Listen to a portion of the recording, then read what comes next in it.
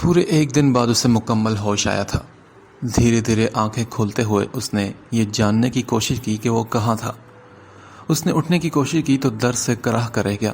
اس کا پورا بدن دکھ رہا تھا۔ اس کے دائیں بازو میں ڈرپ لگی تھی اور بائیں ٹانگ پلاسٹر میں جکڑی ہوئی تھی۔ اس کے سر پر پٹی بندھی تھی۔ اس کے سینے پر بھی کافی چوٹیں آئی تھی، وہاں پر بھی بینڈیج کی گئی تھی۔ تبھی اس کی نظر بیڈ کے دائیں طرف پڑی کرسی پر بیٹھی حوریہ شاہ پر پڑی۔ وہ شاید بیٹھے بیٹھے وہیں سو گئی تھی۔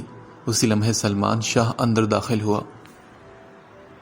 اوہ تھینک گاڈ کہ تمہیں ہوش آ گیا، اب کیسی طبیعت ہے؟ ضمائر کو اٹھتا دیکھ کر وہ بولا۔ اس کی آواز پر حوریہ بھی چونک کر اٹھ گئی۔ اس وقت رات کے 2 بج رہے تھے۔ سارا دن ماجی اور ادا زماد ہاسپٹل میں رہے تھے۔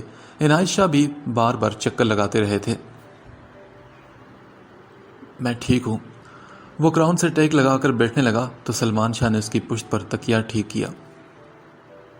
سنو پانی پلانا یار مجھے، وہ سلمان سے بولا تو حوریہ نے سلمان کے اشارے پر پانی کا گلاس اس کی طرف بڑھایا۔ اس سے پہلے کہ اس کے لبوں تک گلاس وہ لے جاتی، ضمائر نے خود ہی وہ گلاس تھام لیا۔ حوریہ نے اس کے گریز کو شدت سے محسوس کیا تھا۔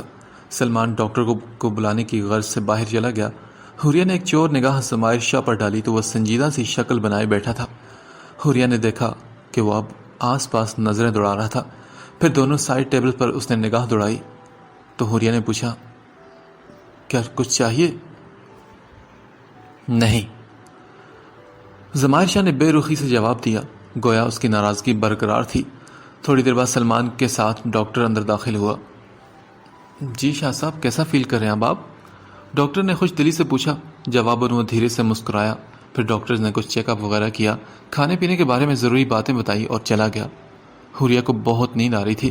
وہ کرسی پر بیٹھی دوبارہ نیند کی وادی میں گم ہونے لگی۔ تم جا کر سو جاؤ نا، مجھے تمہاری ضرورت نہیں۔ جلا کٹا سا انداز حوریہ کے دل میں برچھی کی طرح کھپ گیا تھا۔ حوریہ نے اس کی طرف دیکھا، بڑی مشکل سے خود کو کوئی سخت بات کہنے سے باز رکھا۔ وہ دوبارہ لیٹ گیا تو سلمان آیا اور حوریہ اٹھ کر اس سامنے رکھے صوفے پر جا کر بیٹھ گئی تھی۔ حوریہ تم سو جاؤ، تھک گئی ہوگی، میں جاگ رہا ہوں اس کے ساتھ۔ سلمان کے کہنے پر وہ چادر اوڑھ کر لیٹ گئی تھی۔ تھکن اتنی زیادہ تھی کہ وہ کچھ ہی دیر میں نیند کی وادی میں گم ہوگی، مگر وہ زیادہ دیر سو نہ سکی۔ صبح نماز سے کچھ پہلے ہی اس کی آنکھ خود بہت کھل گئی تھی۔ سلمان شاہ بھی اٹھ کر شاید نماز پڑھنے چلا گیا تھا۔ وہ نماز پڑھ کر فارغ ہوئی تو ماں جی کا فون آ گیا۔ مریم کی طبیعت اچانک بگڑ گئی تھی۔ اسے ہاسپٹل لے کر جا رہے تھے وہ لوگ۔ سلمان تو سنتے ہی فوراً بھاگ گیا تھا۔ حوریہ کے لبوں پر مریم کے لیے دعائیں مچل رہی تھی۔ ضمائر شاہ ابھی تک سو رہا تھا۔ وہ باہر جا کر ہاسپٹل کے لان کا چکر لگا گئی تھی۔ گلاب کے سرخ، گلابی اور سفید پھول توڑ کر وہ واپس آئی تو ضمائر شاہ جاگ رہا تھا۔ السلام علیکم۔ اس نے سائڈ ٹیبل پر رکھے گلدان سے پرانے پھول نکال کر تازہ پھول سجاتے اسے سلام کیا تو ضمائر نے سر ہلا کر سلام کا جواب دیا۔ ناشتہ کریں گے آپ؟ نہیں، میں پہلے منہ ہاتھ دھونا چاہتا ہوں۔ وہ بیزار سا دکھائی دے رہا تھا۔ اس کی شیو بھی بڑی ہوئی تھی۔ بیڈ ٹیبل کھینچ کر اس کے سامنے کیا، ایک باؤل میں پانی رکھا، صابن، برش، ٹوتھ پیسٹ اور شیونگ کٹ بھی لا کر رکھ دی۔ حوریہ نے دیکھا کہ وہ خاصا تنگ ہوا لگ رہا تھا۔ حوریہ باہر نکل گئی۔ کچھ دیر بعد واپس آئی تو وہ کچھ نکھرا سا لگ رہا تھا، مگر خون کی کمی کی وجہ سے اس کا چہرہ ابھی بھی زرد تھا۔ کیا آپ ناشتہ بنا دوں؟ اس نے سب چیزیں سمیٹنے کے بعد پوچھا تو ضمائر نے کہا، ہاں اگر آپ کو تکلیف نہ ہو تو۔ اس کا وہی لہجہ تھا، جلا کٹا سا۔ حوریہ نے ناشتہ بنا کر دیا۔ ناشتہ کرتے ہوئے اسے ہدا ابراہیم کا خیال آیا۔ وہ جاننا چاہتا تھا کہ اسے ہاسپٹل میں ایڈمٹ ہوئے کتنے دن ہو چکے ہیں۔ اسے یاد آیا کہ جس روز اس کا ایکسیڈنٹ ہوا وہ ہدا کی طرف ہی جا رہا تھا۔ اس کا ذہن بہت ہی بری طرح الجھا تھا۔ بار بار نگاہوں کے سامنے حوریہ کا چہرہ آ جاتا اور اسی کشمکش میں وہ سامنے سے آتے ٹرالر کو دیکھ نہیں پایا تھا۔ ایکسیڈنٹ کے بعد اسے کوئی ہوش نہیں رہا تھا۔ اسے ہاسپٹل کس نے اور کب پہنچایا وہ نہیں جانتا تھا۔ اپنے پاس کیلنڈر کے لیے اس نے نگاہ دوڑائی تو سامنے دیوار پر اسے وہ نظر آ گیا۔ 8 اکتوبر یعنی آج تیسرا دن ہے۔ وہ منہ ہی منہ میں بڑبڑایا اور پھر حوریہ کی طرف دیکھا۔ وہ اپنے ناخنوں سے کھیل رہی تھی۔ اسی لمحے ہدا ابراہیم بھی اندر داخل ہوئی۔ مسٹر شاہ، تم اس طرح لیٹے ہوئے بالکل بھی اچھے نہیں لگ رہے۔ اپنے ازلی شوخی انداز میں وہ بولی تھی۔ سرخ و سفید گلابوں کا بوکے اس کی طرف اس نے بڑھایا تو ضمائر نے مسکراتے ہوئے اس سے بوکے تھام لیا۔ میں کل بھی آئی تھی مگر شاید تمہاری فیملی آئی ہے۔ اینی وے تم اب فٹافٹ ٹھیک ہو جاؤ، بے ایمان کہیں گے۔ اس نے ضمائر شاہ کے بال بگاڑتے ہوئے کہا۔ حوریہ سے اتنی بے تکلفی ان دونوں کی برداشت نہیں پا رہی تھی۔ وہ اس ماحول میں خود کو مس فٹ محسوس کرتے ہوئے باہر نکل گئی۔ خدا اپنی جھونک میں پیچھے بیٹھی حوریہ کو دیکھ ہی نہ سکی تھی۔ تم نے مجھے بتایا کیوں نہیں کہ کوئی اور بھی موجود ہے یہاں؟ وہ اب اس سے شکوہ کرنے لگی تو ضمائر نے کہا، تم صدروں کی کب؟ اب میں ہی بتاتا کہ اچھا ٹھیک ہے چھوڑو، یہ بتاؤ کہ کیسی طبیعت ہے تمہاری؟ کافی بہتر ہے۔ ابراہیم صاحب کیسے ہیں؟ ابو تو اب ٹھیک ہیں۔ اس روز تم نہ آئے نہ کوئی فون کیا تو پاپا بری طرح پریشان ہو گئے تھے۔ بڑی مشکل سے بہانے کر کے میں نے انہیں مطمئن کیا تھا۔ اچھا، اور تم کیسے مطمئن ہوئی یہ بتانا مجھے۔ مت پوچھو یار، مجھے تم پر اتنا غصہ آیا کہ حد نہیں۔ دل کہتا تھا کہ تم دھوکے باز نہیں ہو سکتے تھے، مگر غصہ تو اتنا شدید تھا کہ بس میں تو تمہارے گھر پہنچ گئی تھی تاکہ تم سے دو ہاتھ بھی کر سکوں۔ وہ اپنی بات ختم کر کے خود ہی ہنسی تو ضمائر شاہ یہ سن کر پریشان ہو گیا کہ اس کے گھر گئی تھی۔ مجھے تو سب کا رویہ بہت ہی عجیب لگ رہا تھا۔ بعد میں پتہ چلا کہ وہ سب تمہارے ایکسیڈنٹ کی وجہ سے پریشان تھے۔ سنو، ایک بات تو بتاؤ، یہ حوریہ شاہ کون ہے؟ خدا کی منہ سے حوریہ کا نام سن کر وہ چونکا اور پھر بولا، تم اسے کیسے جانتی ہو؟ ارے بھائی، میں نے تمہارے موبائل پر کال کی تو کال اسی نے ریسیو کی تھی۔ اچھا ہاں ٹھیک ہے، وہ میری کزن ہے۔ اور ضمائر کی بات ابھی وہیں رہ گئی تھی کہ ضماد شاہ تبھی اندر داخل ہوا۔ خدا ابراہیم کو دیکھ کر وہ ایک لمحے کو رکا۔ حوریہ کے باہر بیٹھنے کی وجہ اب اسے سمجھ آئی تھی۔ ادا، یہ ہدا ہے، اینڈ ہدا میٹ مائی بردر ضماد شاہ۔ ضمائر نے ان دونوں کا تعارف کروایا۔ ہدا نے ضماد شاہ کو سلام کیا اور پھر ضمائر کو گیٹ ویل سون وش کر کے باہر نکل گئی۔ ضماد شاہ نے ہدا کے متعلق کچھ نہیں پوچھا، بس ایک خاموش نگاہ ضمائر شاہ پر ڈالی اور پھر کہا، تمہیں پتا ہے مریم کی بیٹی ہوئی ہے؟ اوہ ماشاء اللہ، مریم کیسی ہے اب؟ ضمائر نے پوچھا تو وہ بولا، ابھی ہوش نہیں آیا اسے، لیکن وہ ٹھیک ہے اور بچی بھی صحت مند ہے۔ یہ کہہ کر وہ تھوڑی دیر رکا اور پھر پوچھا، ضمائر یہ حوریہ نظر نہیں آ رہی، واش روم ہے کیا؟ ہاں نہیں تو وہ شاید باہر گئی ہے۔ ضمائر کی بات پر ضماد شاہ نے ایک خاموش نگاہ اس پر ڈالی۔ وہ بھائی سے اتنے بھی لا تعلق نہیں تھے جتنا وہ انہیں سمجھتا تھا۔ ضمائر شاہ کی ساری سرگرمیوں کی ساری رپورٹ ان کے پاس تھی، وہ بس اچھے وقت کا انتظار میں کر رہے تھے۔ ایک بات کہوں تم سے، کوئی بھی قدم اٹھانے سے پہلے یہ سوچ لینا ضمائر شاہ کہ تمہارے ہر عمل کا اثر تمہاری بہن کے گھر پر بھی پڑے گا۔ ضماد شاہ یہ کہہ کر رکا نہیں تھا اور ضمائر اپنے بھائی کی زیرک نگاہی اور معاملہ فہمی کا قائل ہو گیا تھا۔ اس نے تھک کر آنکھیں بند کر لی تھی۔ پھر 2 ہفتے ہاسپٹل میں رہنے کے بعد وہ گھر شفٹ ہو گیا تھا۔ مریم، سلمان شاہ اور عنایت شاہ واپس حویلی جا چکے تھے۔ ولایت شاہ کے ہمراہ بی بی جان، زرینہ پھپھو اور دعا بھی ایک دن کے لیے شہر آئی تھی۔ ٹانگ پر پلاسٹر چڑھا تھا جس کی وجہ سے وہ سہارے کے بغیر چل نہیں سکتا تھا۔ اس کے مزاج میں چڑچڑا پن اور بیزاری بھی شامل ہو گئی تھی۔ حوریہ سے وہ بہت کم بات کرتا تھا، اگر بات کرتا بھی تو ایسے جلے کٹے انداز میں کہ وہ سلگ کر رہ جاتی۔ چاہتے ہوئے بھی وہ کچھ بھی نہ کہتی، نہ جانے کیوں وہ ایسی ہو گئی تھی۔ ماں جی کے سامنے وہ خاموش ہی رہتا تھا۔ ہدا ہر دوسرے دن آتی تھی، ضمائر شاہ اس کے آنے سے بھی پریشان ہو کر رہ جاتا۔ ماں جی منہ سے کچھ نہ کہتی مگر ضمائر شاہ جانتا تھا کہ انہیں ہدا کا یوں ہر دوسرے دن آ جانا پسند نہیں۔ وہ بیٹا تھا اور ماں کے چہرے کے اتار چڑھاؤ سے بخوبی واقف تھا۔ ایک چیز جو انہیں حیرت میں ڈال رہی تھی وہ حوریہ کی مسلسل خاموشی تھی۔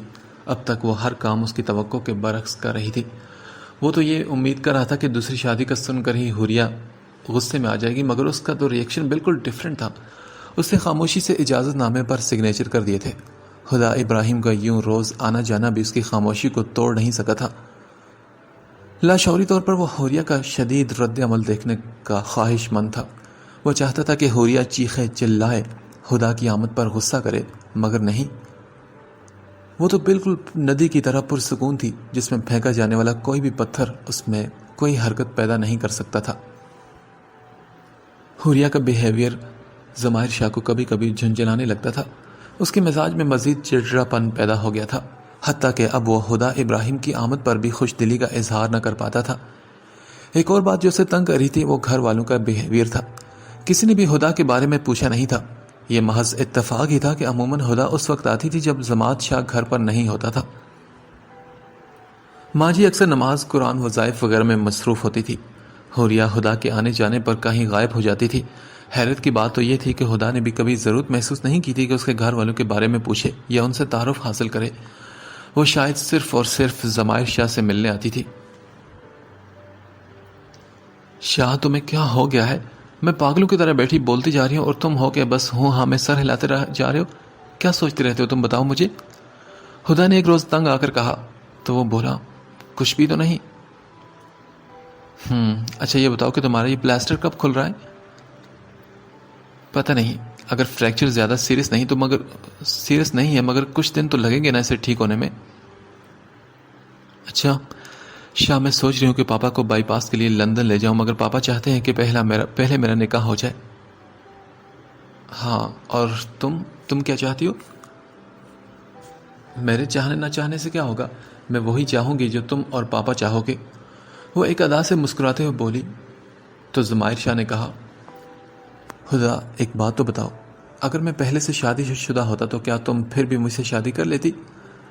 نہ جانے کیوں آج وہ یہ سوال پوچھ بیٹھا تھا. ہدا ایک لمحے کو بے یقینی سے اسے دیکھتی رہی اور پھر کھلا کر ہنس پڑی. جب تم شادی شدہ ہو ہی نہیں تو پھر ایسی بات سوچوں بھی کیوں میں؟ نہیں ہدا بتاؤ مجھے، اگر میں کہوں کہ میری شادی ہو چکی ہے تو؟ اب کی بار ہدا نے بے یقینی سے اس کا چہرہ دیکھا.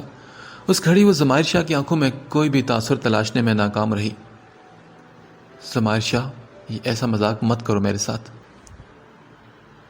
ہدا میں مذاق نہیں کر رہا. وہ بے حد سنجیدہ تھا. ہدا تو منہ کھولے اس کا چہرہ تکنے لگی. ضمائر شاہ کی آنکھوں میں دور دور تک کسی شرارت کا کوئی عکس نہیں تھا. اوہ تو حوریہ شاہ کیا یہ تمہاری بیوی ہے؟ ہدا نے پوچھا تو ضمائر شاہ نے چند لمحوں کا وقفہ کیا. نہیں کم آن ضمائر شاہ کہہ دو کہ نہیں. ہدا کا دل بہت تیز تیز دھڑک رہا تھا اور پھر اسے لگا کہ آسمان اس کے سر پر آ پڑا ہو. اس نے ضمائر شاہ کا سر ہاں میں ہلتے دیکھا. وہ بنا کچھ کہے اپنا ہینڈ بیگ اٹھاتی باہر نکلتی چلی گئی تھی. ضمائر شاہ جہاں خود کو ہلکا پھلکا محسوس کر رہا تھا وہیں ایک دکھ کا انجانا سا احساس بھی تھا. اسے لگا تھا کہ اسے یہ سب کچھ پہلے ہی ہدا ابراہیم کو بتا دینا چاہیے تھا. پھر کئی دن گزر گئے. ہدا نے اس سے کوئی رابطہ نہیں کیا. اس نے ایک بار فون کر کے پتا کیا تو معلوم ہوا کہ وہ اپنے ابو کو لے کر لندن جا چکی ہے. ماں جی حوریہ اور ضمائر کو ڈھیروں ہدایت دیتی حویلی چلی گئی تھی. ضماد شاہ اور سلمان شاہ وقتاً فوقتاً چکر لگاتے رہتے تھے. ضمائر ویل چیئر کے سہارے گھر میں ہی اندر باہر کے چکر لگاتا رہتا تھا. فون اور کمپیوٹر کے ذریعے وہ اپنے آفس کے معاملات کو سنبھالے ہوئے تھا. فیکٹری کا مینیجر تقریباً روز ہی آتا تھا. ضماد اور سلمان بھی اس کے آفس کا چکر لگاتے رہتے تھے. وہ حوریہ سے بہت کم بات کرتا تھا. عجیب بے لطف سی زندگی ہو گئی تھی دونوں کی. وہ دونوں سارا دن بنا کوئی بات کیے گزار دیتے تھے. 2 مہینے بعد اس کی ٹانگ کا پلاسٹر اترا تھا. معمولی سا فریکچر تھا جو 2 مہینوں میں ہی ٹھیک ہو چکا تھا، ورنہ 6-7 مہینے تو کہیں نہیں جاتے. ضمائر شاہ نے آفس آنا جانا شروع کر دیا تھا. پھر ایک دن وہ فائلوں میں سر دیے بیٹھا تھا جب حوریہ نے کہا میں حویلی واپس جانا چاہتی ہوں. کیوں؟ یہاں کیا تکلیف ہے تمہیں؟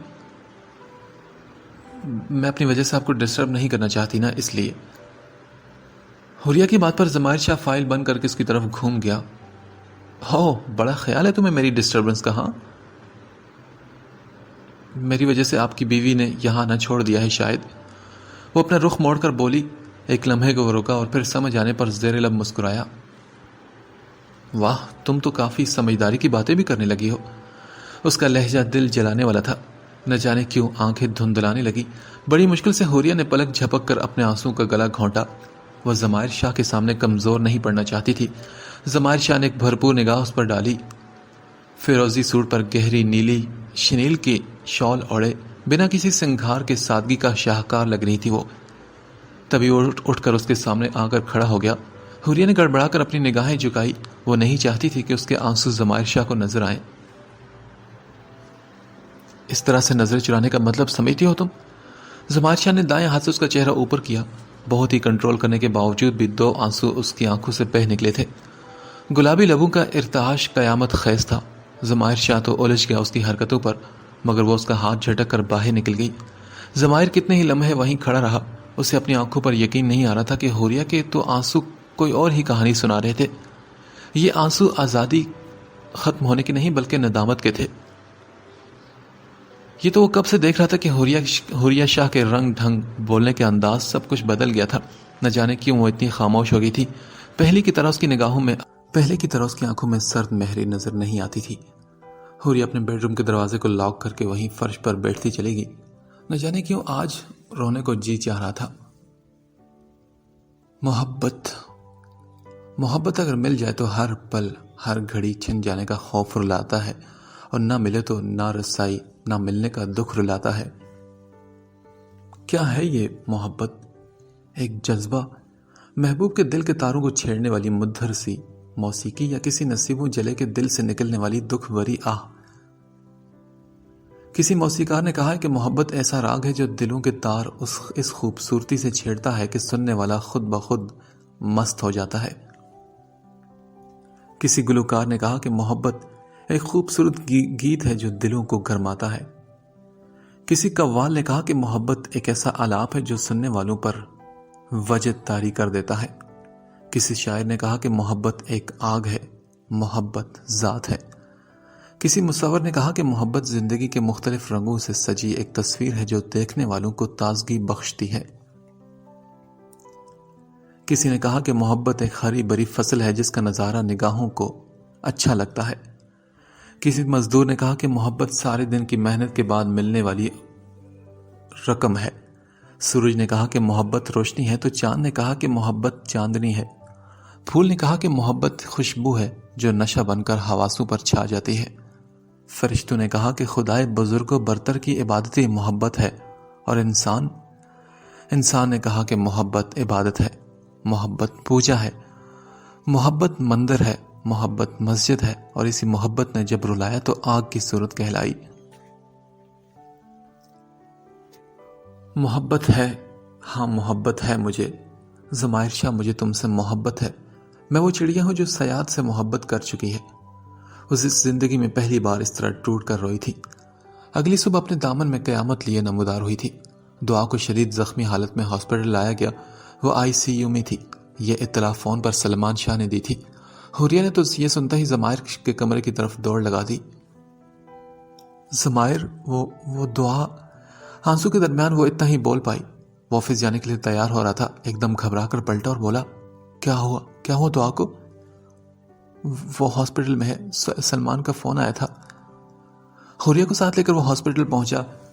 ہسپتال کے کوریڈور میں ماں جی، زرینہ پھوپھو، زماد شاہ، عنایت شاہ اور ہادیہ شاہ پریشان سے کھڑے تھے. دعا کی حالت ابھی بھی خطرے میں تھی. ہوا کیا تھا اسے؟ زمائر شاہ نے پوچھا.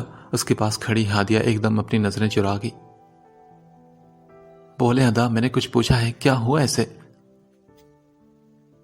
کچھ نہیں، وہ سکندر کے ساتھ تھوڑا جھگڑا ہوا تھا اور پھر کیا؟ میں اس کا خون پی جاؤں گا. زمائر شاہ زماد کی بات مکمل ہونے سے پہلے بولا، حوصلہ رکھو، یہ وقت ان باتوں کا نہیں. عنایت شاہ نے آگے بڑھ کر بیٹے کے شانے پر ہاتھ دھرا. اسے ٹھنڈا کرنے کی کوشش کی تو وہ غصہ پیتا ادھر ادھر کوریڈور میں چکر کاٹنے لگا.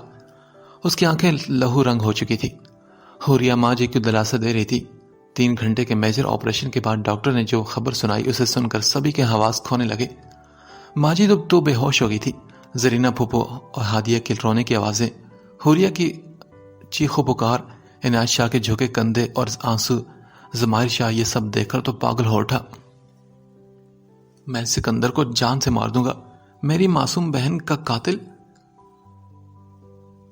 تم نے کیا یہ سب. اب تو خوش ہو گے نا تم، عورتوں کو اپنی جاگیر سمجھنے والے روایتی فیوڈل لارڈ. ارے تم لوگوں نے تو عورت کو باندھی سمجھ رکھا ہے. پڑ گئی نا ٹھنڈ تمہارے کلیجے میں. آج مرد جیت گیا اور ایک مظلوم عورت ظلم کی بھینٹ چڑھ گئی. حوریہ بالکل اچانک ہی دوڑتی ہوئی آئی اور زمائر شاہ کا گریبان تھام کر بولی. وہ جو منہ میں آ رہا تھا بولے چلی جا رہی تھی. زمائر شاہ نے اپنا گریبان اس کے ہاتھوں سے چھڑوایا. دوسرے ہی لمحے وہ اس کے بازو میں گر کر بے ہوش ہو چکی تھی۔ سکندر شاہ نے نشے کی حالت میں دعا کو بری طرح پیٹا تھا۔ اس کا قصور صرف اتنا تھا کہ اس نے سکندر شاہ سے گھر دیر آنے کی وجہ پوچھی تھی۔ رات کے 3 بج رہے تھے۔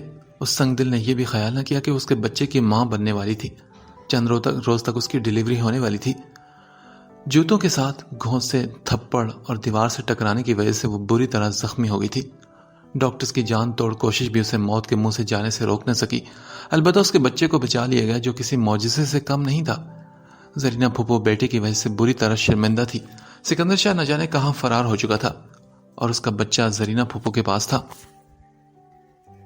حوریہ کو چند گھنٹوں بعد ہی ہوش آ گیا تھا۔ ماں جی کی حالت کافی بری تھی اور وہ نیم بے ہوشی کی حالت میں تھی۔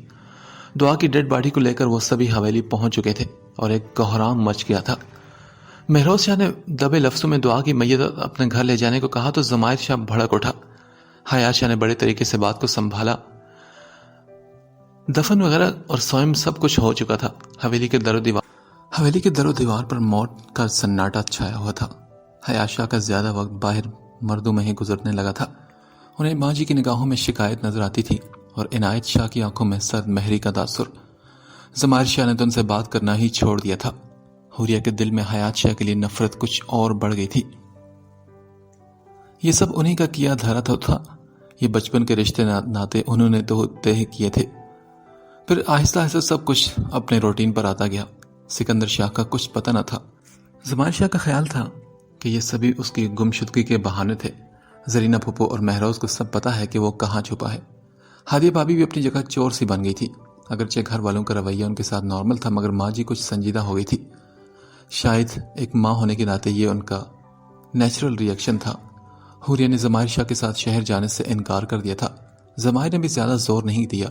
دونوں کے درمیان ایک فاصلہ پھر سے آ گیا تھا۔ زمائر شاہ آفس سے لوٹا تو لاؤنج میں ہدا ابراہیم کو بیٹھا دیکھ کر حیران رہ گیا۔ ہیلو، کیسے ہو تم زمائر شاہ؟ ہدا کا لہجہ دوستانہ تھا، ویسا ہی جیسے پہلا ہوا کرتا تھا۔ میں ٹھیک ہوں، تم سناؤ؟ وہ چونکا اور اندر داخل ہوا تو وہ بولی، اچھی ہوں۔ ابراہیم صاحب کیسے ہیں؟ ٹھیک ہیں، وہ بھی، ان کا بائی پاس ہو گیا ہے، ناؤ ہی از اوکے۔ واہ، یہ تو خوشی کی خبر ہے، مبارک ہو تمہیں، اس نے کہا اور پھر ملازموں کو آواز دے کر کھانا لگانے کو کہا۔ اور تم سناؤ، تمہاری بیوی کیسی ہے؟ ہدا کے پوچھنے پر زمائر نے گہری سانس لی اور بولا، ٹھیک ہے وہ بھی۔ تم بتاؤ، کب آئی تم یوکے سے واپس؟ میں تو پرسوں آئی تھی۔ اچھا تم بیٹھو، میں کپڑے چینج کر کے آتا ہوں، کھانا ہم ساتھ کھائیں گے۔ وہ اٹھ کر چلا گیا تو ہدا نے ایک لفظ بھی نہ کہا۔ کھانا خاصے خاموش سے ماحول میں کھایا گیا۔ ہدا بس اس کا ساتھ دینے کی غرض سے بیٹھی تھی۔ زمائر نے ایک نظر اس کے کھوئے سے انداز پر ڈالی۔ وہ تھوڑی چاول پلیٹ میں ڈالے چمچ سے کھیل رہی تھی۔ اسے افسوس نے پھر سے گھیر لیا تھا۔ وہ ایک نازک سے احساسات رکھنے والی لڑکی کا دل توڑنے کا جرم کر بیٹھا تھا۔ اس نے ایک دم کھانے سے ہاتھ روک لیا۔ اس کی سمجھ میں نہیں آ رہا تھا کہ اس سے کیا بات کرے، کس طرح بات کرے۔ وہ تو اس کی نظروں میں بے وفا ٹھہرا تھا نا۔ منزل تک پہنچ کر اس نے اسے واپس خالی ہاتھ لوٹا دیا تھا۔ کچھ دیر بعد ہدا نے کہا، میری منگنی ہو رہی ہے۔ اس کی بات پر زمائر شاہ نے چونک کر اسے دیکھا۔ ایسے کیا دیکھ رہے ہو تم؟ مبارکباد نہیں دو گے کیا؟ ہدا عجیب سے انداز میں مسکراتے ہوئے بولی تو وہ ایک دم کچھ کہہ نہ سکا۔ ہدا، میں تم سے بہت ہی شرمندہ ہوں۔ میری سمجھ میں نہیں آ رہا کہ مجھے کیا کہنا چاہیے۔ میں چاہتا تھا کہ تمہیں سب کچھ بتا دوں۔ ہر بار بولنے کا میں ارادہ کرتا مگر میرے الفاظ میرا ساتھ نہیں دیتے تھے۔ میں سوچتا تھا کہ کہیں تمہیں کھو نہ دوں، تم یہ سب سن کر مجھ سے ناراض ہی نہ ہو جاؤ، اور پھر ہوا بھی تو وہی۔ نہیں، اٹس اوکے زمائر شاہ، اس میں تمہارا کوئی قصور نہیں۔ میری قسمت میں ایسا ہی ہونا لکھا تھا۔ دل پر چوٹ زندگی میں ایک نہ ایک بار تو لازمی لگتی ہے نا، تو میرے ساتھ بھی ایسا ہی ہوا۔ مگر ہدا، میں تم سے محبت… پلیز زمائر شاہ، یہ محبت نہیں، بس جذباتیت تھی اور میں سے محبت سمجھ بیٹھی۔ پاگل تھی نا میں۔ جانتے ہو زمائر شاہ، تم حوریہ کے سوا کسی اور سے محبت کر ہی نہیں سکتے۔ میں نے دیکھا ہے، بار بار تمہاری آنکھوں میں اس کا عکس دیکھا ہے۔ تم مجھ سے بات کر رہے ہوتے اور تمہارا ذہن اور تمہارا دل کہیں اور ہوتا ہے۔ تم دیکھ تو مجھے رہے ہوتے ہو مگر سوچ کہیں اور ہی ہوتی ہے۔ میں حوریہ شاہ سے ملی ہوں، 1-2 بار بات بھی کی ہے اس سے، وہ تو ہر لحاظ سے ایک مکمل لڑکی ہے، پھر تمہیں کسی اور کی طرف دیکھنے کی ضرورت کیوں پیش آئی؟ ہاں، ہدا یہ سوال کر کے اس کی طرف جواب طلب نگاہوں سے دیکھنے لگی تو ضمائر نے کہا، تم کچھ نہیں جانتی ہدا، یہ محض ایک مجبوری کا سودا ہے، وہ مجھ سے کبھی شادی کرنا ہی نہیں چاہتی تھی۔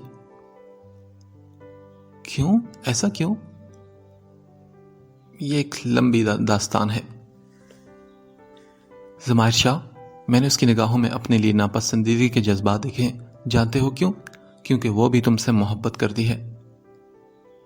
کیا محبت؟ چھوڑو ان باتوں کو، تم سناؤ تمہاری منگنی کس سے ہو رہی ہے ایک میرا پرانا کلاس فیلو، اس سے، شرجیل زبیری نام ہے، انگلینڈ میں ہوتا ہے۔ اچھا، مبارک ہو تمہیں، میں شاید تم جیسی اچھی لڑکے کے قابل ہی نہیں تھا، تبھی تو تقدیر نے۔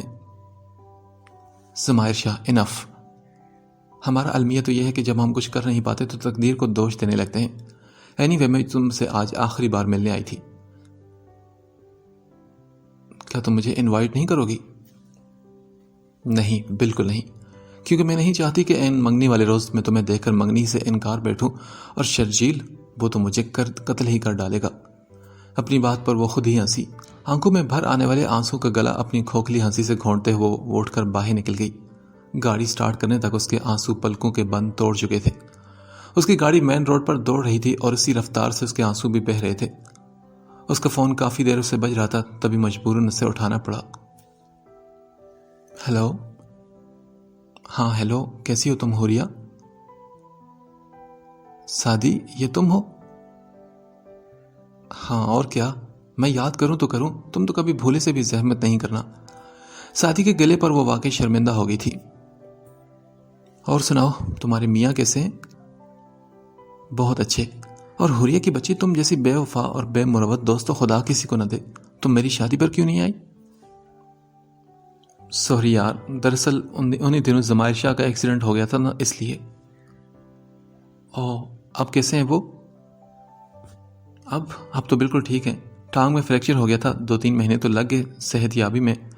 اور سادی، وہ دعا کیا ہوا دعا کو؟ وہ چلی گئی ہمیں چھوڑ کر۔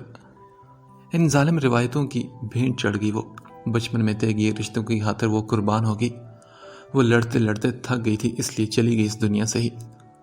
حوریہ یہ بتاتے ہوئے بری طرح رو پڑی تو سادیہ ایک شوق کی کیفیت میں اس کی باتیں سننے لگی۔ حوریہ پلیز تم رو نہیں، اچھا یہ بتاؤ کہ ضمائر بھائی کے ساتھ صلح ہوئی تمہاری؟ چھوڑو اس کو، کوئی اور بات کرو سادی۔ حوریہ کا لہجہ اسے سب کچھ بتا گیا تھا۔ تو کیا وہ دوسری شادی کر چکا ہے؟ پتہ نہیں، میں اس سلسلے میں یقین سے کچھ کہہ نہیں سکتی، ہو سکتا ہے کر لی ہو۔ دیکھو حوریہ، اگر غیر جانبداری سے دیکھا جائے تو اس سارے قصے میں تمہارا قصور سب سے زیادہ ہے۔ وہ شمیل خان، ارے ہاں میں تو بتانا بھول گئی، میں نے فون اس لیے کیا تھا کہ آج کا اخبار دیکھا تم نے؟ نہیں تو، کوئی خاص خبر ہے کیا؟ ہاں بھائی، بہت خاص اور امپورٹنٹ خبر ہے، تم فوراً پڑھو، ملک کے ہر بڑے اخبار کے فرنٹ پیج پر سٹوری آئی ہے۔ کیا مطلب؟ آخر بات کیا ہے، بتاؤ مجھے۔ اب یہ تو تم خود ہی دیکھ لینا۔ اچھا ٹھیک ہے، میں فون رکھتی ہوں، خدا حافظ۔ حوریہ نے فون بند کرنے کے بعد ملازموں کو آواز دی اور اسے اخبار لانے کا کہا۔ گھر میں انگلش اور اردو کے 4-5 اخبار آتے تھے، سبھی میں ایک ہی خبر کو ہائی لائٹ کیا گیا تھا کہ ملک کے نامور اور بااثر خاندانوں کے لڑکوں اور لڑکیوں کو پھنسا کر بلیک میل کرنے والا گروہ پکڑا گیا ہے۔ اس گروہ کی روح روان نجمہ بیگم اور صالحہ آنٹی اور اس کے خاص کرندوں کو گرفتار کر لیا گیا ہے۔ یہ گرفتاری ملک کے ایک بااثر سیاسی خاندان کی مدد سے عمل میں لائی گئی۔ اس گروہ میں نوجوان لڑکے اور لڑکیاں شامل ہیں جو بااثر خاندانوں کے لڑکے لڑکی کو پہلے پیار محبت کا جھانسا دے کر پھنساتے ہیں اور پھر ان کو تصویروں اور ویڈیو فلمز کے ذریعے بلیک میل کرتے ہیں اور انہی کے ذریعے دولت سمیٹنے کا کام بھی کیا جاتا ہے۔ ماجد عرف شمیل خان اس گروہ کا ایک سرگرم رکن ہے۔ ملک کی مشہور بوتیک کی مالک مسز شیرازی بھی بزنس کی آڑ میں اس گروہ کے کالے کرتوتوں میں برابر کی حصے دار ہے۔ اور اس سے آگے حوریہ سے پڑھا نہیں گیا تھا۔ گرفتار ہونے والے کی تصویریں بھی اس اخبار میں چھپی تھی، جن میں سے چار چہرے تو وہ آنکھیں بند کر کے بھی پہچان سکتی تھی۔ ہتھ کڑیوں میں جھکڑے چہرے چھپانے کی کوشش کرتے ہوئے صالحہ آنٹی، زوبی، مسز شیرازی اور شمیل خان۔ اف میرے خدا، یہ سب! حوریہ نے خشک ہوتے ہونٹوں پر زبان پھیری۔ اسے اپنی آنکھوں پر ابھی بھی یقین نہیں آ رہا تھا۔ اتنا بڑا دھوکہ، اتنا فریب! زوبی جو میرے دوست ہونے کا دعویٰ کرتی تھی، اور شمیل، کیا میں اس جیسے شخص سے محبت کرنے کا دعویٰ کر رہی تھی؟ حوریہ کو تو اب اپنے آپ سے گھن آنے لگی تھی۔ ایک آوارہ شخص کی خاطر تم اپنے خاندان کی عزت داؤ پر لگانے چلی گئی تھی؟ وہ جسے تم عورت کی عزت کا علمبردار سمجھتی ہو نا، بہت جلد اس کی اصلیت جان جاؤ گی۔ اسے زمائر شاہ کی یہ باتیں یاد آئی تھی۔ کتنا صحیح کہا تھا اس نے۔ اور میں نے کیا کہا تھا؟ کہ جسے تم آوارہ کہہ رہے ہو تم سے لاکھ درجے بہتر ہے۔ وہ عورت کی عزت کرنا جانتا ہے، عورت کا مقام جانتا ہے۔ وہ ایک سیلف میڈ انسان ہے اور تمہاری طرح بگڑا ہوا رئیس زیادہ نہیں۔ زمائر اور اپنی باتیں سوچ کر ابھی تک وہ حیرت میں تھی۔ شمیل خان سے ملاقات مسز شیرازی کی وجہ سے ہوئی تھی۔ یونیورسٹی میں زوبی کا مجھ سے ملنا، ہاسٹل میں میرے برابر کمرہ لینا، صالحہ آنٹی کے خواہاں شمیل خان کا ملنا، یہ سب کڑیاں ملاتے ہوئے اس نے اپنا سر پکڑ لیا تھا۔ وہ رونا نہیں چاہتی تھی مگر وہ رو رہی تھی۔ اسے اپنے آپ سے نفرت محسوس ہو رہی تھی۔ وہ جو سب سے منفرد ہونے کا دعویٰ کیا کرتی تھی، کتنی بے وقوف نکلی تھی۔ اگر اس روز زمائر شاہ مجھے زبردستی نہ لے کر آتا تو؟ اس سے آگے کا سوچ کر ہی اس نے خود جرجری لی تھی خوف سے۔ زمائر شاہ کا مقام اس کے دل میں ایک دم ہی بڑھ گیا تھا۔ میں حوریہ شاہ، میں سمجھتی تھی کہ روایتوں سے ٹکرا جاؤں گی۔ زمائر شاہ کے بارے میں میرا خیال تھا کہ آکسفورڈ جیسے تعلیمی ادارے سے تعلیم حاصل کرنے کے بعد بھی اس کی سوچ روایتی، آمریت پسند مردوں جیسی ہے۔ دعا والے معاملے میں اس کی خاموشی، مجھے اس سے گلا تھا کہ اس نے دعا کے فیور میں ایک لفظ نہیں کہا۔ وہ بھائی تھا اس کا، چاہتا تو بہت کچھ کر سکتا تھا وہ، مگر میں شاید بھول گئی تھی کہ یہ تمام فیصلے بڑے شاہ کے تھے۔ مجھے لگتا تھا کہ زمائر شاہ کی سوچ بہت ہی جاہلانہ اور انداز بے حد گھٹیا سا ہے۔ اگر نگاہوں کو پڑھ لینے کا فن جانتی تو جان جاتی کہ روح کی پاکیزگی اور نظر کا احترام کیا ہوتا ہے۔ میں ایک ہی وقت میں 3 مردوں کی نگاہوں کے حصار میں تھی۔ سکندر شاہ، جس کی نگاہوں سے ٹپکتی خباثت اور لہجے کا گھٹیا پن وہ شروع سے ہی پہچانے لگی تھی، اور مجھے سکندر شاہ کا وجود زہریلے ناک سے بھی زیادہ برا لگتا تھا۔ اور شمیل خان، جس کی باتیں، جس کا انداز اسے کتنا اچھا لگتا تھا، اس کا یہی انداز تو مجھے متاثر کرتا تھا۔ میں اپنی خاندانی روایتوں سے باغی ہو رہی تھی اور میرے ان خیالات کو شمیل خان کے خیالات نے ہوا دی تھی۔ وہ عورت کے مقام اور عورت کے احترام کی بات پر گھنٹوں بولتا تھا اور میں اسی سحر میں کھوئی رہ جاتی، مگر اس کی نگاہوں میں لکھی بالکل الگ بات کو پڑھ نہ پاتی تھی۔ وہ مجھے غور سے دیکھا کرتا تھا، نظر جما کر مجھے دیکھتا تھا، اور مجھے اکثر اس کی نظروں سے الجھن ہوتی تھی، مگر میں جانے کیوں اسے کچھ کہہ نہیں پاتی تھی۔ جبکہ زمائر شاہ، اگرچہ وہ مجھے کبھی اچھا نہیں لگا، مگر اس کی نگاہوں میں اپنے لیے میں نے احترام دیکھا ہے۔ میں اس کے ہر عمل کا نیگیٹو پہلو دیکھتی تھی۔ اس نے مجھے شمیل خان سے ملنے سے منع کیا تو میں نے اس بات پر غور کرنے کی زحمت ہی نہ کی کہ وہ ایسا کیوں کہہ رہا تھا۔ وہ مرد تھا اور لوگوں کے متعلق جانتا تھا، مگر میں اس کے روکنے کو اس کی حاکمیت پسند فطرت سمجھتی تھی۔ شمیل خان جو کچھ زبان سے کہتا تھا، اس کی نگاہیں اس کے بالکل الٹ ہوتی تھی، جبکہ زمائر شاہ کی باتیں میرے لیے اس کے جذبات کا اظہار، میری ہر بات کا جواب ایسے انداز میں دیتا کہ میں تپ جاتی، مگر اس کی نظریں کبھی بھی احترام سے آری نہیں ہوئی تھی۔ میں اسے نفس کا غلام سمجھتی تھی، مگر میرے خیالات کی بھی تبھی نہ ہو گئی تھی جب میں نے سر تپاؤں سنگار کیے اس کے نام کی سیج پر بیٹھی تھی۔ میں ذہنی طور پر خود کو اس کے ہر برے سلوک کے لیے تیار کر چکی تھی۔ وہ چاہتا تو میرے ساتھ برا سلوک کر سکتا تھا، میں اس وقت اس کے کنٹرول میں تھی، مگر میرے اندازے کتنے غلط ثابت ہوئے جب اس نے مجھ پر ایک نگاہ بھی نہ ڈالی۔ میرا خیال تھا کہ زمائر شاہ نفس کے ہاتھوں مجبور ہو کر میرے سامنے جھک جائے گا اور میں اسے بری طرح دھتکار دوں گی، مگر سب کچھ الٹ ہوا تھا۔ بھلا ہے کوئی ایسا شخص جو با اختیار ہوتے ہوئے بھی اپنے اختیارات کو استعمال نہ کرے؟ ہاں، ایسا شخص ہے، اور وہ ہے زمائر شاہ۔ حوریہ کے آنسو اب تھم چکے تھے، تب اس کا جی چاہا کہ خدا کے حضور سجدہ ریز ہو کر اس کا شکر ادا کرے۔ وہ وضو کرنے کی غرض سے اٹھ کر واش روم کی طرف بڑھ گئی تھی۔ دعا کو گزرے ہوئے 3 مہینے ہو چکے تھے۔ سکندر شاہ کا ابھی تک کچھ پتہ نہ چلا تھا۔ دعا کا بیٹا ارحم شاہ زرینہ پھوپھو کے پاس ہی تھا۔ ایک روز پتہ چلا کہ سکندر شاہ کا کسی گانے والی کے کوٹھے پر جھگڑا ہوا اور اس کے نتیجے میں اس کا قتل ہو گیا۔ اس کے مرنے پر بھی وہ سارے اپنی پھوپھو کے گھر گئے تھے۔ زمائر شاہ شہر سے بار بار چکر بھی لگاتا رہتا تھا۔ حوریہ کے ساتھ وہی اس کا رویہ تھا۔ حوریہ کو اس کی بے اتنائی اب بری طرح کھٹکنے لگی تھی۔ ہر بار اس سے بات کرتے اسے معافی مانگنے کا سوچتی، مگر اس کی انا آڑے آ جاتی۔ پھر اس روز حیات شاہ نے رات کے کھانے کے بعد سبھی بہو بیٹوں کو بلایا۔ میں نے آج سب کو اس لیے بلایا ہے کیونکہ میں کچھ اہم فیصلے کرنا چاہتا ہوں۔ ہم لوگ خاندانی رئیس اور عزت دار لوگ ہیں۔ ہم چاہتے ہیں کہ گھر کی دولت گھر میں ہی رہے، باہر کے لوگ نہ جانے کس کماش کے ہوں۔ یہ ہماری صدیوں پرانی روایت ہے اور ہم اس کے پابند ہیں۔ ہم زماعت کے بیٹے ازلان شاہ کی نسبت سلمان شاہ کی بیٹی اجالا کے ساتھ طے کرے ہیں۔ مہروز شاہ کے پوتے ارحم کے لیے فی الحال تو کوئی رشتہ نہیں۔ ہاں، اگر زمائر کی بیٹی ہوئی تو اس کا رشتہ ارحم شاہ سے ہی طے ہوگا۔ اس سے پہلے کہ وہ کچھ اور بولتے، زمائر شاہ ایک دم بھڑک کر بولا، بس دادا سائیں، بہت ہو گیا۔ اس کے بولنے پر سبھی نے چونک کر اس کی طرف دیکھا تو حیات شاہ نے کہا، تم کہنا کیا چاہتے ہو؟ میں یہ کہنا چاہتا ہوں کہ دادا سائیں، یہ کھیل اب ختم ہونا چاہیے۔ آپ نے ہم لوگوں کو سمجھ کیا رکھا ہے کہ ہم آپ کی انگلیوں کے اشاروں پر ناچتے ہوئے کٹھ پتلیاں ہیں؟ جیتے جاگتے انسان ہیں ہم لوگ۔ دعا والے واقعے کے بعد آپ یہ بچپن کے رشتے طے کرنے جیسی ابھی تک روایت پر قائم کیسے رہ سکتے ہیں؟ میں حیران ہوں۔ زمائر شاہ، دعا کے نصیب میں یہی سب لکھا تھا۔ حیات شاہ بھی غصے میں بولے، نصیبوں کو دوش تو مت دیجیے دادا سائیں۔ انسان چاہے تو تدبیر سے تقدیر کا رخ موڑ سکتا ہے۔ دادا سائیں، یہ بچپن کے رشتے ناتے کسی طور پر ٹھیک نہیں ہوتے۔ جانے کل کو وقت کیا کروٹ لے، اور پھر انسان کی اپنی بھی تو کوئی پسند ہوتی ہے۔ سکندر شاہ کے بارے میں کسی نے سوچا تھا کہ جوان ہونے پر وہ کس طرح کا انسان نکلے گا؟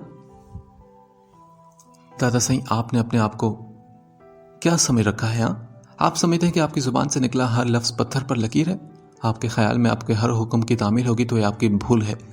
کم از کم میں کسی بھی ناجائز بات پر آپ کا ساتھ نہیں دے سکتا۔ دعا کی مثال ہم سب کے سامنے ہے، پھر بھی آپ تاریخ دہرانے چلے ہیں۔ کتنا روکا تھا میں نے آپ کو کہ سکندر شاہ دعا کے لائق نہیں، مگر آپ کسی کو انسان سمجھتے ہی کہاں ہیں؟ آپ تو صرف اپنی منوانا چاہتے ہیں۔ آپ اس دولت کو بچانا چاہتے ہیں تو آخر ہے کیا یہ دولت؟ ہاں، یہ زر، زمین، جائیداد، کیا آخرت میں یہ ہمارے کام آئے گی؟ نہیں دادا سائیں، یہ سب کچھ یہیں رہ جائے گا، صرف ہمارے اعمال ہمارے ساتھ جائیں گے۔ اور آپ جانتے ہیں قارون کے پاس کتنی دولت تھی؟ کیا اس کے کسی کام آئی؟ کیا اسے زمین میں دھنسانے سے وہ بچا سکی؟ انسان دولت کے بل بوتے پر سب کچھ کر لینے کا دعویٰ کرتا ہے، مگر حقیقت یہ ہے دادا سائیں کہ یہ دولت تو خود انسان کی محتاج ہے۔ کیا فائدہ سی دولت کا جو انسان کو گھٹ گھٹ کر جینے پر مجبور کر دے؟ مجھے آپ کا یہ فیصلہ بالکل بھی منظور نہیں۔ باقی سب کا تو مجھے پتہ نہیں، مگر میں اپنی اولاد کو دنیا میں آنے سے پہلے ہی زندہ درگور نہیں کرنا چاہتا۔ یہ کہہ کر وہ رکا نہیں تھا۔ حیات شاہ کا چہرہ غصے کے سبب سرخ ہو چکا تھا۔ ہم اس گستاخ کو اپنی جائیداد سے نکال دیں گے۔ وہ غصے سے کانپ رہے تھے۔ ہوتا کون ہے یہ ہماری روایتوں کو توڑنے والا؟ کس نے بنائی ہیں یہ روایتیں دادا سائیں؟ قرآن یا حدیث میں تو ایسی کسی روایت کا ذکر نہیں۔ ہمارا مذہب تو ہر عورت اور مرد کو اپنے جیون ساتھی کا انتخاب کا پورا حق دیتا ہے۔ زمائر شاہ نے جو کہا ٹھیک کہا، میں اس کے فیصلے کے ساتھ 100% متفق ہوں۔ غلطی ہمارے والدین کی بھی ہے، ان کا قصور بھی اتنا ہی ہے جتنا آپ کا۔ یہ ان کا فرض بنتا تھا کہ اپنی اولاد کو ایسے ظالمانہ فیصلوں کی بھینٹ نہ چڑھنے دیتے جس کا شکار دعا ہو گئی۔ میں اتنا ظالم نہیں کہ اپنی بیٹی کے ساتھ یہ ظلم کروں۔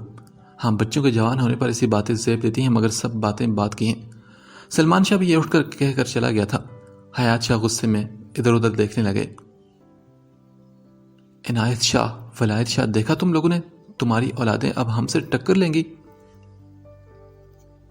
بابا سائیں، آج کی نسل ہم سے زیادہ پڑھی لکھی اور نڈر ہے۔ انہوں نے جو کچھ کہا وہ ہمیں آج سے 30 برس پہلے کہنا چاہیے تھا۔ عنایت شاہ اور ان کے پیچھے باقی سب بھی باہر نکل گئے تو حیات شاہ غم و غصے کی تصویر بنے ڈھیر سے گئے تھے۔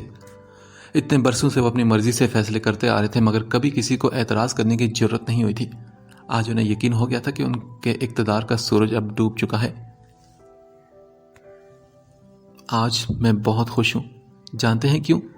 کیونکہ مجھے آج معلوم ہوا کہ زمائر شاہ مجھ سے کتنی محبت کرتا ہے۔ وہ بھی کچھ دیر پہلے ہی شہر کی طرف روانہ ہوا، مگر اپنی ڈائری بھول گیا تھا۔ نہ صرف یہ ڈائری بلکہ اس کے پرسنل سیف میں گزشتہ کئی برسوں کی ڈائری بھی موجود تھی، جن کا میں نے اب بڑی فرصت سے مطالعہ بھی کیا ہے۔ ان ڈائریوں میں اس نے اپنی یادداشتیں لکھی تھی۔ میں نے پورا دن انہی ڈائریز کو پڑھنے میں گزار دیا ہے۔ ہر صفحے پر میری باتیں موجود ہیں۔ جو میں پڑھتی گئی مجھ پر یہ کھلتا گیا کہ ظمائر شاہ مجھ سے کتنی شدید محبت کرتا ہے۔ دعا کے لیے فکر اور پریشانی کا اظہار بھی اس نے جگہ جگہ کیا تھا، اور کچھ باتیں تو ایسی تھی جنہیں پڑھ کر مجھے اپنی قسمت پر رشک آیا۔ جب دادا صاحب نے کہا کہ وہ حوریہ شاہ کا رشتہ سکندر شاہ سے طے کر دیں گے تو مجھے اپنے جسم سے جان نکلتی ہوئی محسوس ہوئی۔ اچانک نکاح کے فیصلے پر مجھے حیرانی ہوئی تھی۔ میں جانتا ہوں کہ وہ بیوقوف محض دادا صاحب کی ضد میں شمیل خان کی طرف بڑھ رہی ہے۔ میرا دل کرتا ہے کہ میں اسے شوٹ کر دوں۔ وہ کہتی ہے کہ اسے مجھ سے نفرت ہے۔ کتنی آرزو تھی مجھے کہ اسے دلہن بنا دیکھوں، مگر جب وہ اس روپ میں ملی تو دل کے ارمانوں پر برف جمی تھی۔ میں چاہتا ہوں کہ اس کی نفرت کا جواب نفرت سے دوں، مگر میں خود کو بے بس محسوس کرتا ہوں۔ میں شاید کبھی بھی اس سے نفرت نہیں کر سکتا۔ خدا ابراہیم بھی اچھی لڑکی ہے، مگر جب بھی اسے حوریہ کی جگہ دیکھتا ہوں تو دل کانپ سا جاتا ہے۔ مجھے خدا ابراہیم کے چہرے میں بھی اس کا چہرہ نظر آنے لگتا ہے جس پر خدا مجھ سے خفا ہو جاتی ہے۔ ایسی کئی اور باتیں لکھی تھی جو میرے دل کے تاروں کو چھیڑ رہی تھی۔ میں نے کل رات کو ظمائر شاہ کی وہ باتیں بھی اپنے کانوں سے سنی تھی جو اس نے دادا صاحب کے سامنے کی تھی، اور اب میں اپنے رب کی شکر گزار ہوں کہ میرے ساتھ ایک دیوتا جیسا شخص ہے جو صرف اور صرف میرا ہے۔ خوشحال سے تم بھی لگتے ہو، یوں افسردہ تو ہم بھی نہیں، پر جاننے والے جانتے ہیں، خوش تم بھی نہیں، خوش ہم بھی نہیں۔ تم اپنی خودی کے پہرے میں اور دام غرور میں جکڑے ہوئے، ہم اپنے غرور کے نرغے میں، انا ہاتھ ہمارے پکڑے ہوئے۔ ایک موت سے غلطاں ہو پیچاں، ہم رب تو گریزاں کے دھاروں میں، ہم اپنے آپ سے الجھے ہوئے پچھتاؤں کے انگاروں میں۔ سنو کھیل ادھورا چھوڑتے ہیں، بنا چلے بنا مات کیے، جو بھاگتے بھاگتے تھک جائیں وہ سائے رک بھی سکتے ہیں۔ چلو توڑو قسم اقرار کریں، ہم دونوں جھک بھی سکتے ہیں۔ ایک سادہ سے کاغذ پر یہ نظم مجھے آج ڈاک کے ذریعے موصول ہوئی تھی۔ میں آنکھیں بند کر کے بھی بتا سکتا ہوں کہ یہ لکھی ہوئی تحریر سوائے حوریہ شاہ کے کسی اور کی نہیں ہو سکتی۔ میں ایک مرد ہوں اور عورت کے اندر کو اچھی طرح سمجھتا ہوں۔ میں جانتا ہوں کہ وہ بہت پہلے ہی میرے سامنے ہتھیار ڈال چکی ہے۔ گزشتہ چند مہینے سے مجھے شک ہوا تھا کہ وہ مجھ سے محبت کرنے لگی ہے، اور آج تو یقین بھی آ گیا کہ وہ اپنی جگہ غلط نہیں تھی۔ بڑے شاہ کے فیصلوں میں اور ضد میں وہ یہ سب کر رہی تھی، اور احتجاج کے طور پر مجھ سے برا سلوک بھی کرتی تھی۔ اس کا یہ احتجاج آہستہ آہستہ بغاوت کی طرف سفر کرنے لگا، اور یہ اسی بغاوت کا نتیجہ تھا کہ وہ شمیل خان اور صالحہ آنٹی جیسے لوگوں کے ہاتھوں کھلونا بنی ہوئی تھی۔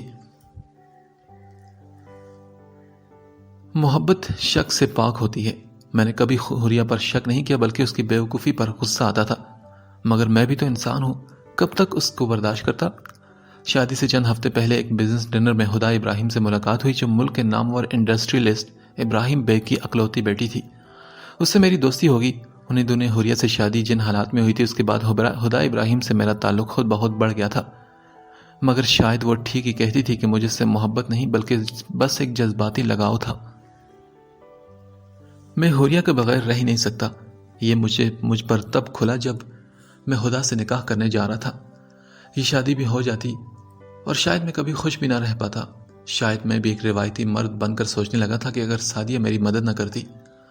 سعدیہ جو حوریہ کی بیسٹ فرینڈ تھی، اس نے صحیح معنوں میں دوست ہونے کا حق ادا کیا۔ شمیل خان سے بڑھتے ہوئے تعلقات، زبی سے دوستی سے لے کر حوریہ کی مجھ سے شادی تک، خدا ابراہیم سے دوسری شادی کے اجازت نامے پر سگنیچر سے لے کر میری بے اتنائی پر رونے تک، ایک ایک بات مجھے سعدیہ سے پتہ چلی تھی۔ حوریہ سعدیہ سے کوئی بات چھپاتی نہیں تھی اور سعدیہ مجھ سے کوئی بات نہیں چھپاتی تھی۔ یہ حالات آج بھی ٹھیک نہ ہوتے اگر سعدیہ کی مدد اس میں شامل نہ ہوتی۔ ہماری محبت کی اس کہانی میں سب سے بڑا اور پاورفل رول تو سعدیہ نے ہی ادا کیا ہے۔ حوریہ شاہ میری اولین چاہت، میری زندگی کا پہلا اور آخری پیار، پیش قدمی تو وہ کر ہی چکی تھی، اور اب میری باری ہے۔